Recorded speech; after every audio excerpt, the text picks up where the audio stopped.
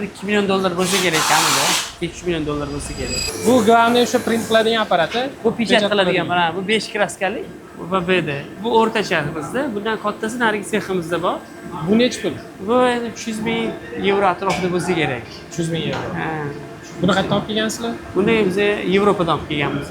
Ana bir nima Heydel. Heidelberg, nemetskiy brend hisoblanadi. Mana bu ham mana Tayvanning Bu kompaniyasi. kesadigan apparat. Ha, bu Tayvanning kompaniyasi. Mana bu Yevropaligi bu ham 300 ming, 500 ming, 1 million dollarga ish ketadi. Tayvaniga arzonroq yuradi. Bu necha pul? Bu hozir narxi esimda yo'q. 300 mingmi, 400 mingmi, Alloh alam. Ha, bu yoq kelalyapti, bu yoq. Mana lak o'tkazyapti, bu o'tkazib beryapti. Talab tekshiradilar, ko'rdingizmi? Nazorat bor. Buni narxini aytmadingiz. Ya bu endi o'zi narxi ko'p bo'lmagan uchun. 10 ming ber, 15 mingdir. Unaqa ko'p pul emas-da bular. 10 ming, 15 ming. Pul emas. Yo'q, bu uchun pul emas-da.